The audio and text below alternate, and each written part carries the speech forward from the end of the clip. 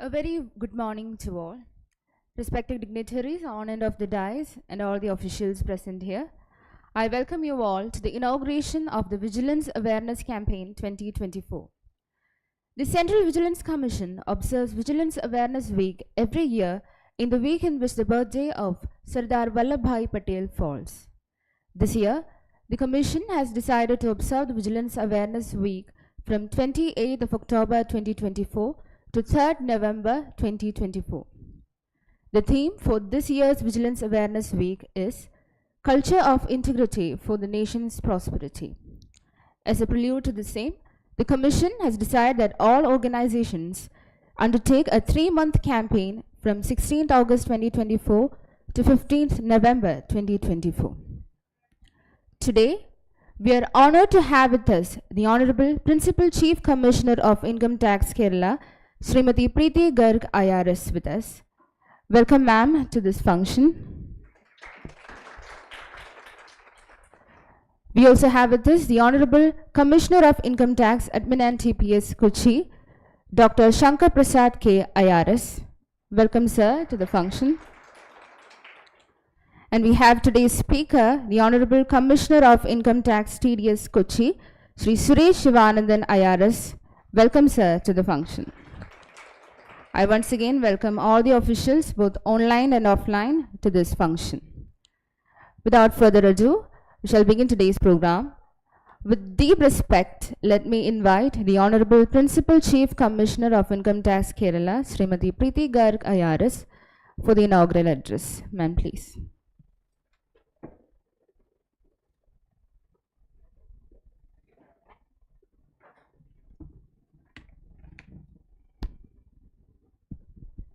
A very good morning to all. As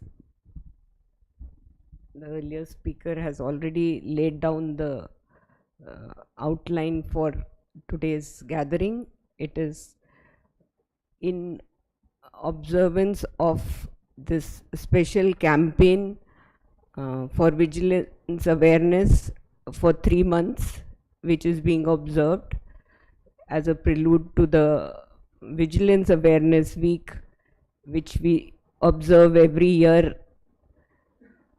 and it coincides with the birth anniversary of Sardar Vallabhbhai Patel.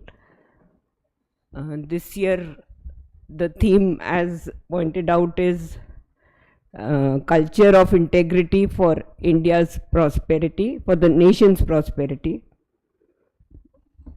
This campaign is a vital initiative that underlines the importance of integrity, accountability, and transparency in our institutions and society at large. This serves as a powerful reminder of our collective responsibility to uphold ethical standards and combat corruption in all its forms. Corruption in daily life is linked to human greed, probably, an overdrive to achieve and outdo one another, going beyond one's means.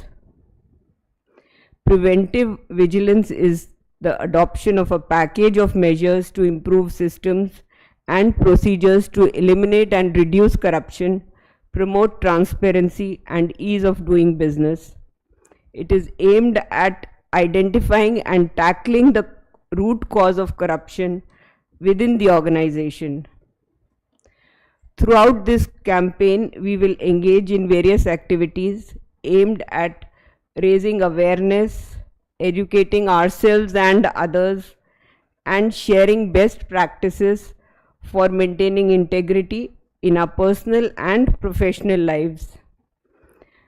At this juncture, I urge each of you to participate actively and wholeheartedly.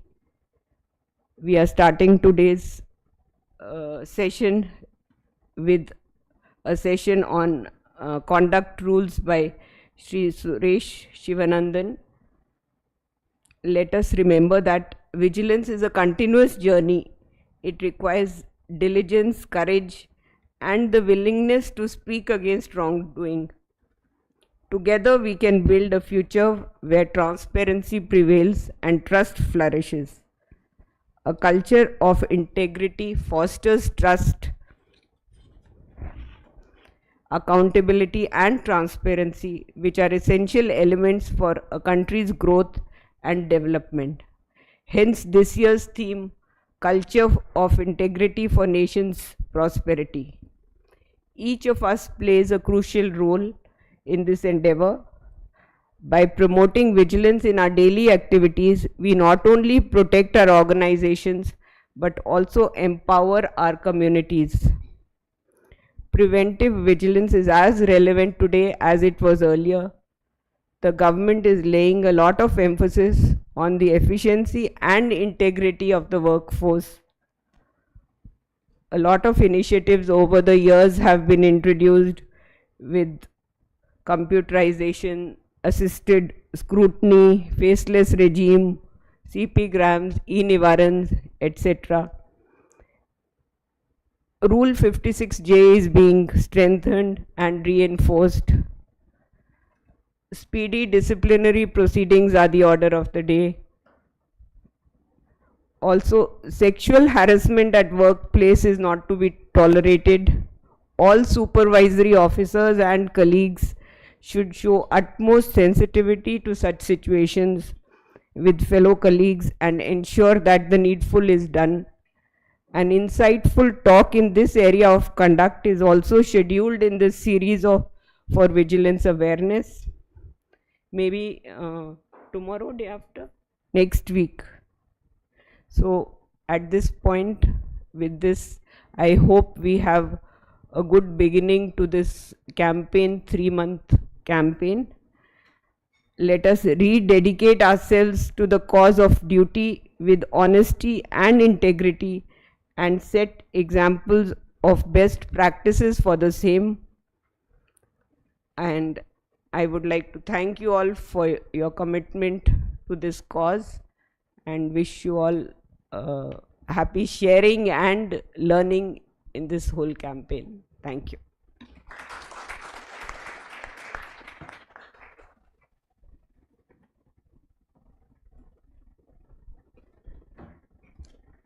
Thank you, ma'am, for your words.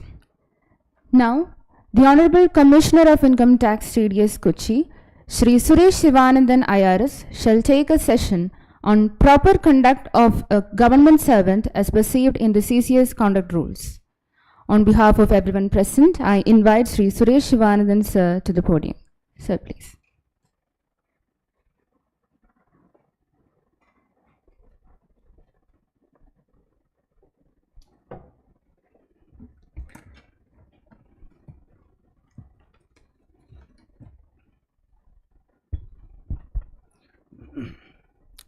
शुक्रिया।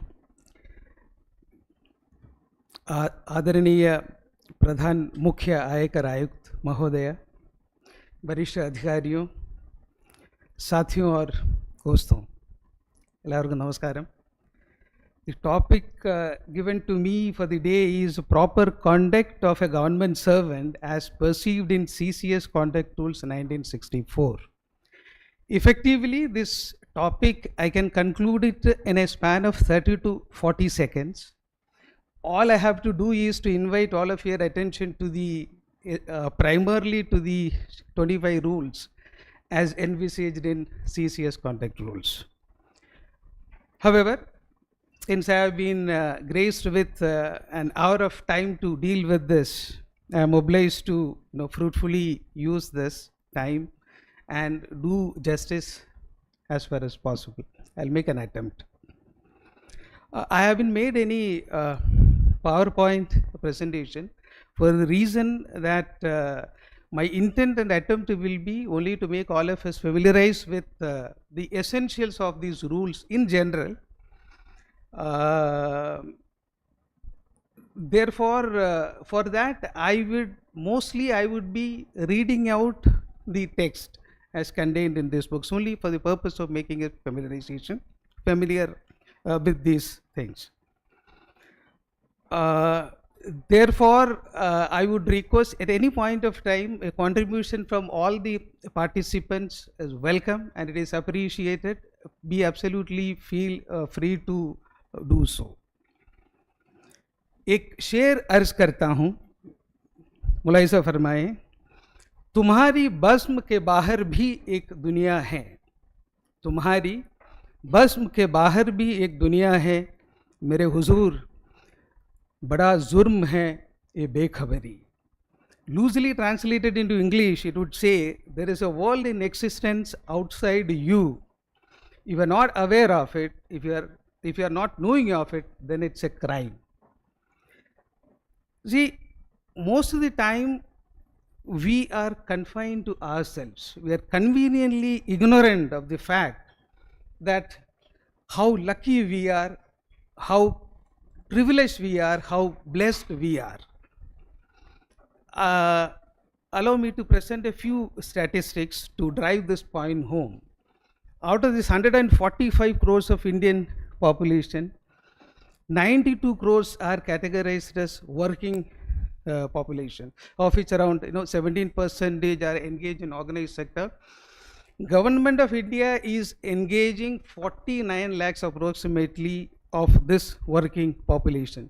The family strength of our department is 50,000 roughly, which is about 0.0054%.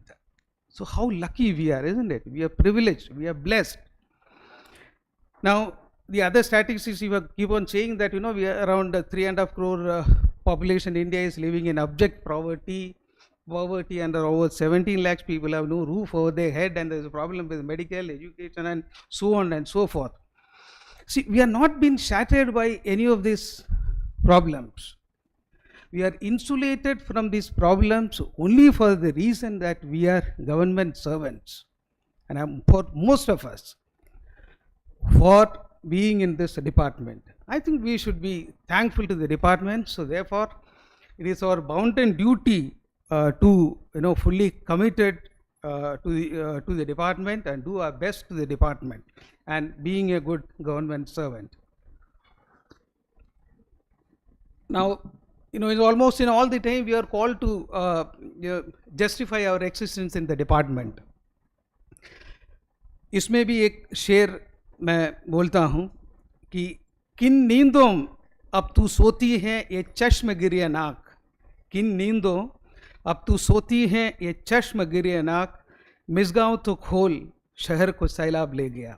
चश्म गिरे नाक is weeping eyes, Misgaon is palkhe, eyelids, it's called palkhe, or sailab, that it's flood.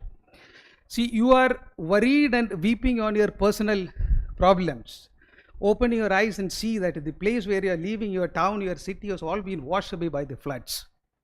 If you do not take care of our department, if there is no department, there is no government servant. If there is no government servant, there is no we. We should be very, very, very clear about this means. So our existence in the department, I believe that is inextricably intertwined with the existence of the department.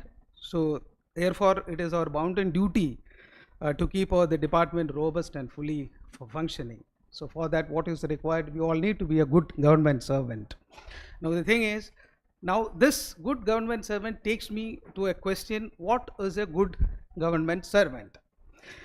Government servant is defined in Rule 2B of Conduct Rules. It says, government servant means any person appointed by government to any civil service or post in connection with the affairs of the Union and includes a civilian in a defense service. That is self-explanatory, and talk about.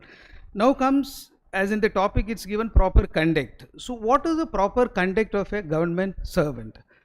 The proper conduct has been crystallized in this conduct rules. There are two types of rules basically. One is Rule 3 contains the proper conduct in general, and the other rules are specific in nature. So for the benefit, then this Rule 3 is having two sub rules 3.1, which is having 21 clauses. Detailed analysis has been done. What is the proper conduct? And there is a 3.2 also. 3.2 having 4 clauses. So for the benefit of all, I will read these rules. For the reason that most of us might not have gone through it, so it will be better. So if you want to stop me, if you get bored, if you want to stop me anytime, you can stop me, because I will only be reading from this. Rule 3, sub rule 1. Every government servant shall at all times. So it is a 24/7 affair. It's not that while you are being only in office these rules are applicable. It is 24/7. 1. Maintain absolute integrity, maintain devotion to duty, do nothing which is unbecoming of a government servant, commit himself to and uphold the supremacy of the Constitution and democratic values, defend and uphold the sovereignty and integrity of India, the security of the state, public order, decency and morality, maintain high ethical standards and honesty, maintain political neutrality, promote the principles of merit, fairness, impartiality in the discharge of duties, maintain accountability and transparency, maintain responsiveness to the public, particularly to the weaker section, maintain courtesy, good behavior with the public, take decisions solely in public interest, and use or cause to use public resources efficiently, effectively and economically, declare any private interest relating to his public duties and take steps to resolve any conflicts in a way that protects the public interest. Not place himself under any financial or other obligations to any individual or organization which may influence him in the performance of his official duties.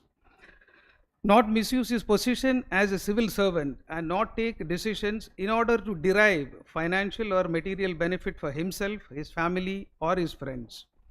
Make choices, take decisions and make recommendations on merits alone.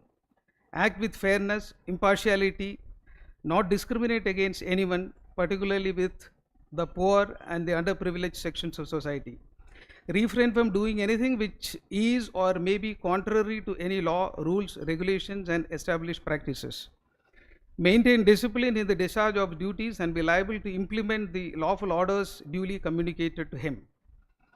Maintain confidentiality in the performance of his official duties as required by any laws for the time being enforced, particularly with regard to information, disclosure of which may prejudicially affect the sovereignty and integrity of the state, the security of the state, strategic, scientific or economic interests of the state, friendly relationship with foreign countries, or lead to incitement of an offense or unlawful gain to any person. Perform and discharge his duties with the highest degree of professionalism and dedication to the best of his abilities. This is rule 3.1, and you have rule 3.2 or 4 clauses. Every government servant holding a supervisory post shall take all possible steps to ensure the integrity and devotion to duty of all government servants for the time being under his control and authority. No government servant shall, in the performance of his duties or in exercise of powers conferred on him, act otherwise than in his best judgment, except when he is acting under the direction of his official superior.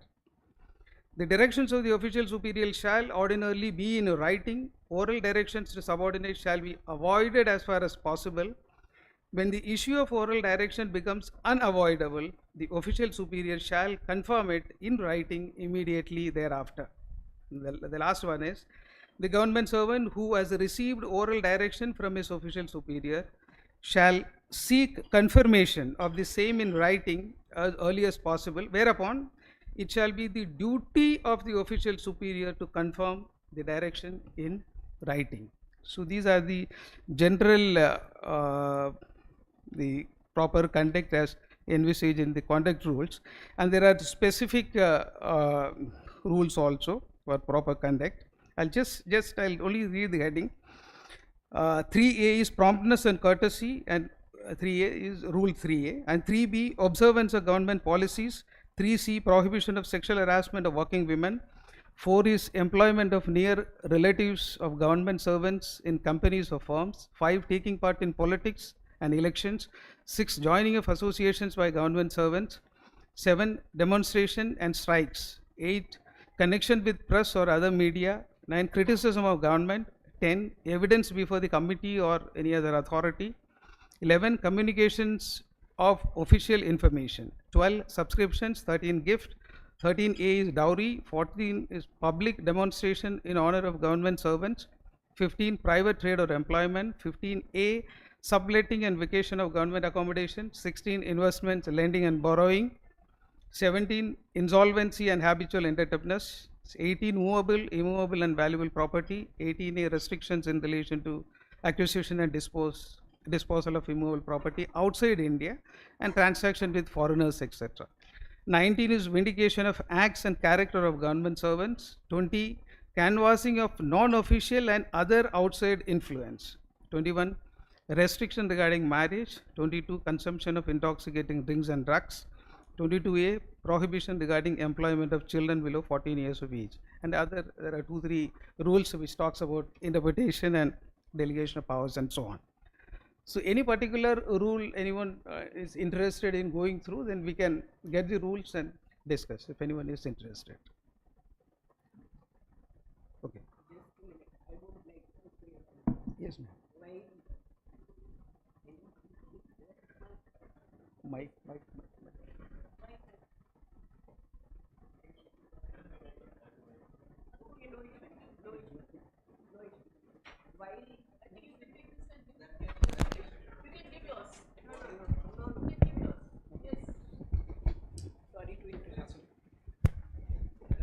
I may leave after a while, but I just wanted to point out one thing, that while we have to be aware of vigilance in general and maintain proper conduct and ethics, as Mr. Suresh has pointed out and will be taking through in the lecture, we must also make sure that only vigilance should not be at the back of our mind while performing our duties in good faith and correctly.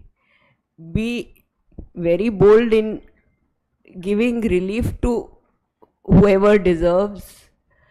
Please don't let only vigilance be at the back of your mind. Please be fair in conducting yourselves. Don't let only vigilance impair you from doing your duty efficiently and correctly. That is one thing which goes without saying, and I would like to emphasize that. Over the years, I have seen that people are not willing to drop 148 proceedings for fear of vigilance, even where it deserves. We are not staying demands, we are not taking up 264s, we are not giving reliefs in appeals wherever it deserves. I don't think that should, only vigilance should impair you for that. Vigilance is to be borne in mind to ensure that we are conducting ourselves in a correct manner, and it should not be that any act of us is not done in good faith. That is the underlying and important part which should be borne in mind. Thank you.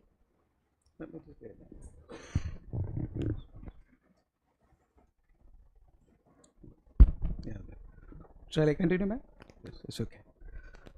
Okay. Now having read and I don't say that we have got fully familiarized, but I would like to touch upon two specific areas where I feel that we need to be a little more careful and prompt.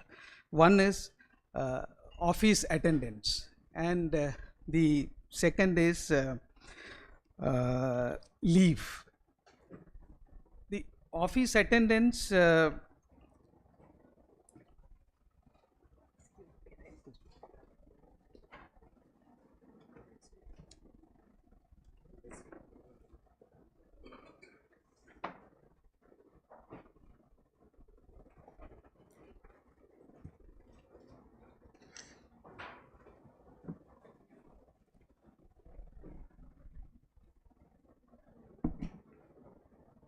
okay.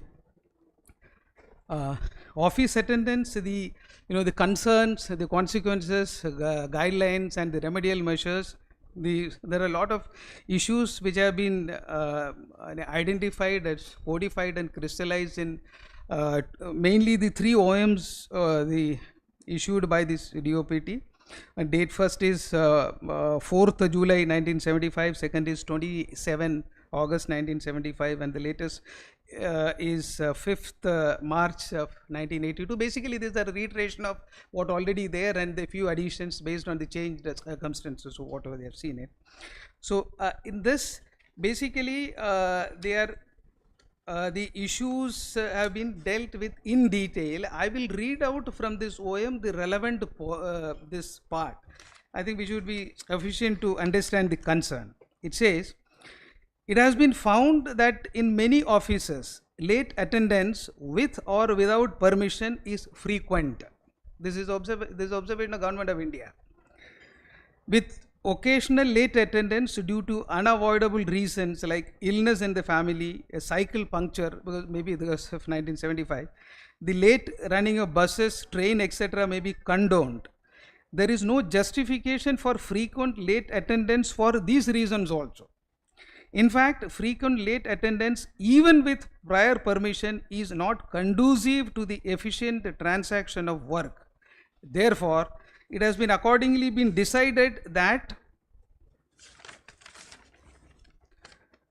half a day's casual leave should be debited from each day of late attendance. But late attendance up to an hour on not more than 2 occasions in a month and for justifiable reasons may be condoned by the competent authority. In addition to debiting casual leave or EL when there is no CL is available, disciplinary action may be initiated against the government servant coming to office habitually late, as it amounts to misconduct as CCS Conduct Rules 1964. And it further says, early leaving is also to be treated in the same manner as late coming. So, and then the data relating to punctuality and attendance of an employee should be taken into account while considering him or her for important assignments, training, deputations, and even for transfer and postings. I think we are not doing it. Even we have issues even signing the attendance registers also. It is the duty of the supervisory authority to ensure it. So please take care of this aspect. And the second thing I want to deal with is, it is about leave. Leave, why specifically I want to do is that, most often you observe that the last moment people submit leave application, and in few occasions we have seen that even without the due approval of the leave, the people have, the officials have left. So which is absolutely undesirable. It is misconduct. So as they are taking as if it is their right. So I want to draw your attention to the Rule 7 of CCS Leave Rules of 1972. The sub rule 1 says leave cannot be claimed as of right. It is not any government servant's right for leave. And the Rule 2 further clarifies this. When the exigencies of public service so require, the leave of any kind may be refused or revoked by the authority competent to grant it. So therefore, my request to all of you will be, please submit your leave applications at least reasonably in advance, so that the purpose of asking this is to they make alternative arrangement. Therefore, for the office functioning is not affected. That is only reason. Most of the time we do not deny leave as such, but please be responsible. Now, and this is, of course, it is general, but in the case of the kinds of leave and all, you all know that there are general kinds of leave. There is EL, half-pay leave, commuted, and leave not due, and so on. There are special kinds of leave also there as per leave rules: maternity leave, paternity leave, and there's special disability leave, hospital leave, and so on. And in addition, there is a provision for special casual leave also, basically for sports events, cultural activities, mountaineering, trekking expeditions, and for ex-servicemen, and for union and association activities.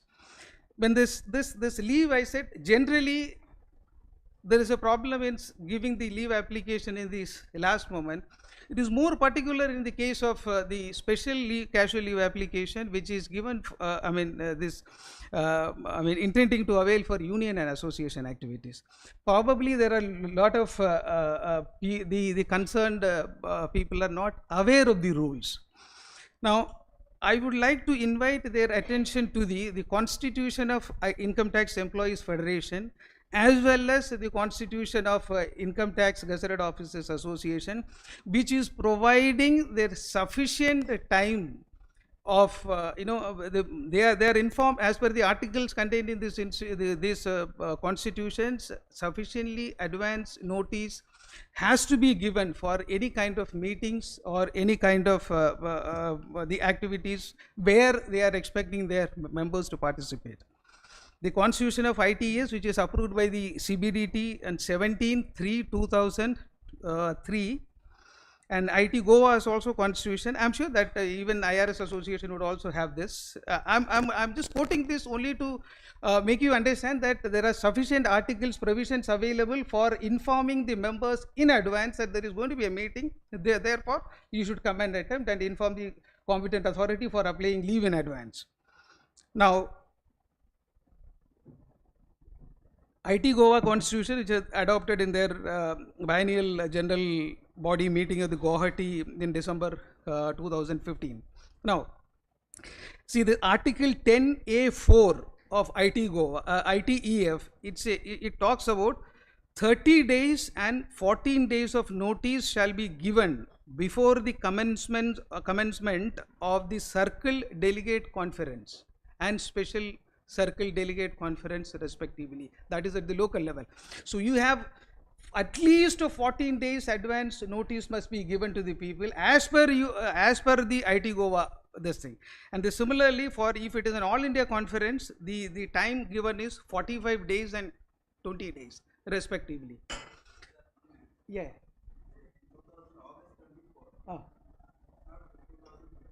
I didn't get that latest one. That is the reason I read specifically that. Yeah, okay. So I didn't get that. But then I think the notice period and all remain same. There are no changes. What I want to drive a point is that there is sufficient. Then similarly for IT Goa also, their Article 14C says notice of agenda they circulated at least 15 days before the meeting, and the meeting information should be circulated at least 30 days before. So in all said and done, you have at least 2 weeks of time for you to intimate your members so that they can sufficiently the sufficient time their hand to apply in advance, so that we can make arrangements and grant it. That is one issue. The second is there is an issue of the ineligible people as per the special casual leave provisions, and also as per the Constitution of ITO and ITO applying for special casual leaves. Under the this thing, the caption of delegate. Absolutely, there is it is not unclear that who is a delegate and who is not a delegate. Even the Constitution of ITEF and IT Goa, it is clearly saying. See, it says Article 9A, 5A and B of ITEF Constitution, it says one nominee for 200 members for All India Conference. And similarly, for local it is 1 for 20 members. Delegate is a representative of members as per their constitution. Similarly, for IT Goa also, they say there are 2 members. There will be, they use the term nominees, not the delegates. In the following manner, it should be for a membership of 100 and below, 2 nominees. Thereafter, for every additional 100, there is 1. So that is what they think. So all of them cannot be a delegate. So normal practice is he'll give a list of 150 and everybody is asking for a special casual leave. That cannot be given. So it is not as per special casual leave provisions. It is also not as per the articles, the provisions of articles of both these associations. I'm sure it is similarly applicable for IRS Association also. Probably they haven't come with any special casual leave thing so far. So that's the thing. So my request would be to all of you to please go through and get yourself familiarized with this, all these rules, and let us be good government servants, and be committed to the department, and be vigilant and be more productive. If the department is there, we are there, as I said. If the department is not there, we are not there. जाते जाते एक और शेर मैं सुना के जाऊंगा. दरिया दरिया के तला तुमसे तो बच सकती है कश्ती. दरिया के तला तुमसे तो बच सकती है कश्ती. अगर कश्ती में तला तुम हो तो साहिल न मिलेगा. You want to translate into English, it will be like, if the storm is in the sea, sea is afflicted with storm, and then you can steer your ship to safety. If a storm is in the ship, then it will be very difficult to get the shore. Thank you so much. Dhanyabad sabko. Thank you so much. Any questions? I'm here. I mean, anything? Anyone want to contribute? Please. Thank you so much. Thank you. Yeah, Harish, yes. Ah.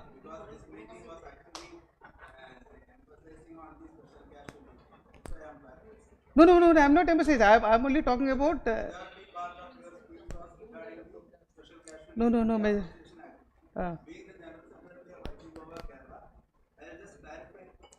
Okay.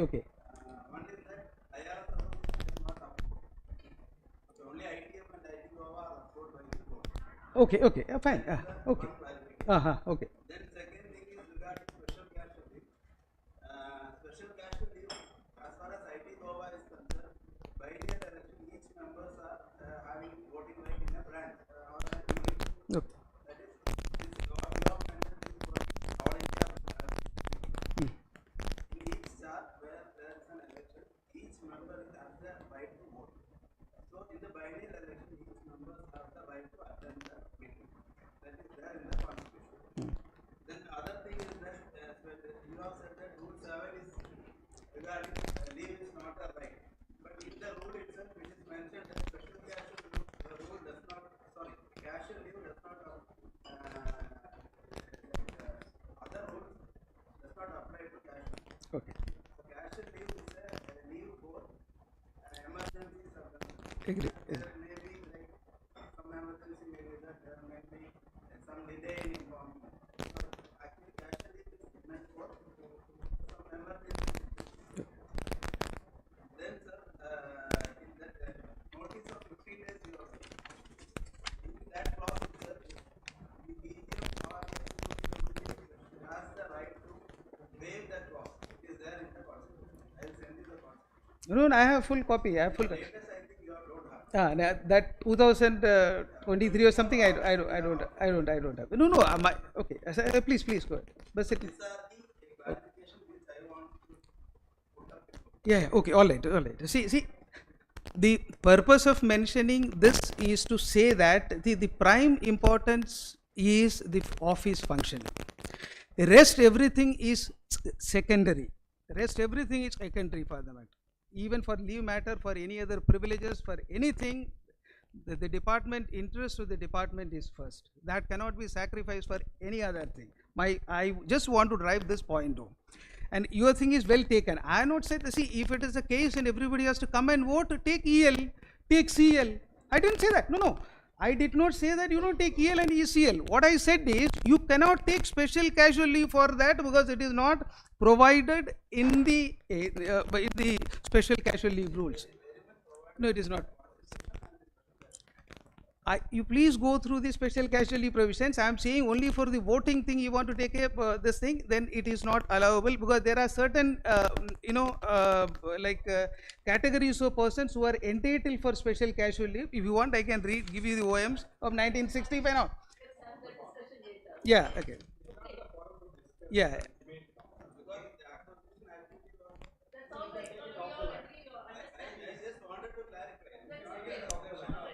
Okay. Yeah, okay, it's only that. My intention. Yeah. Well accepted, well accepted, well accepted. I have no issue. All I want to say is that importance, the prime importance is of the interest of the department, and there is nothing else. That is what I want to drive home. Thank you so much. Shukriya. Jai Hind.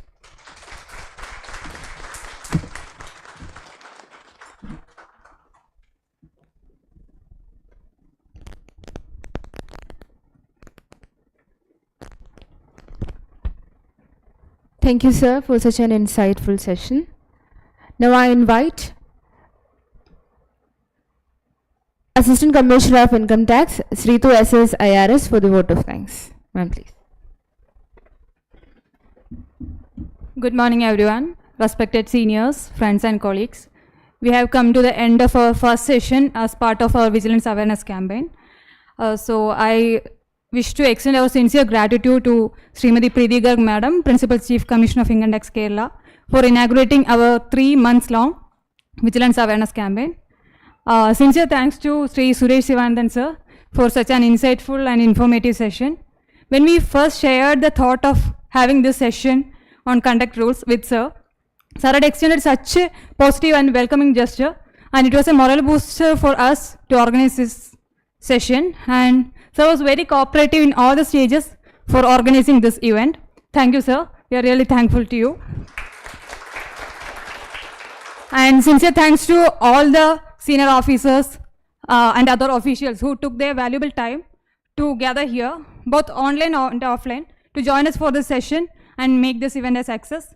Many other events are in pipeline in association with this Vigilance Awareness campaign and as well as Swachhata. So I request the sincere support from each one of you for all these events. Thank you.